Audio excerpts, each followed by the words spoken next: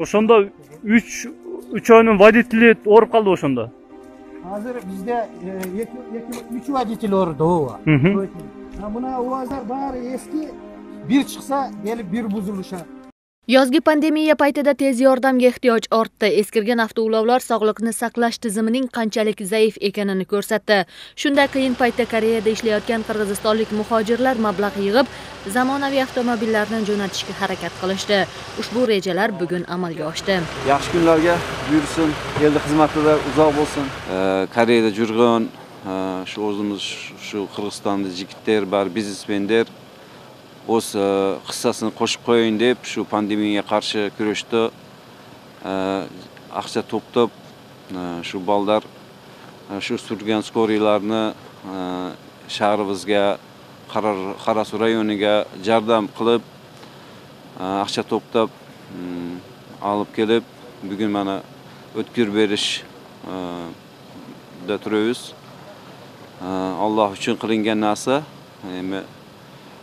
Allah o'zi qabul qilsin, ellarga xizmat qilganga, uzoq yillarga xizmat qilib bersin deb umid qilib turibmiz. Narimon qishloq shifoxonasida bungacha eskirgan 2004-yildagi UAZ tez yordam mashinasi xizmat ko'rsatib kelgan. Ayniqsa, yozgi pandemiya paytida eskirgan mashina bilan aytilgan manzilga yetib borish bir qator muammolarni yaratdi. Endi mazkur muammolarning barchasi ortda qoldi. Sponsorlar bizga аймақтық orqanaga Koreyadan kelgan tez yordam mashinasini tartılab atışat belek qilib. Bu mashinanın içinde bizge gerekli o'sha meditsinalik tez yordam көргөзүүчү gerekli жабдыктары бар ekan. Abdan ahvali жақсы машина ekan. Бұл машина bizge abdan gerek болчу. Себеби дегенде быйылкы жылында барыңыздарга белгилүү болгондой коронавирус инфекциясы менен биз дагы ошо изоляторда иштеп, эки изолятор тейлеп отурабыз.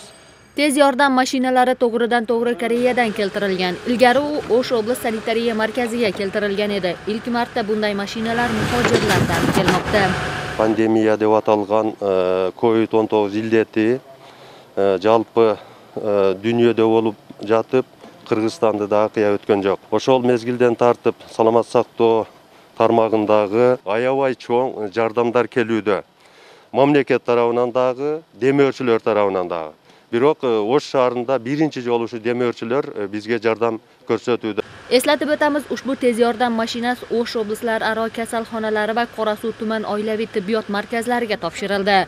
Hozirga qadar shahardagi kasalxonalarga 15 ga yaqin tez yordam mashinalari berildi.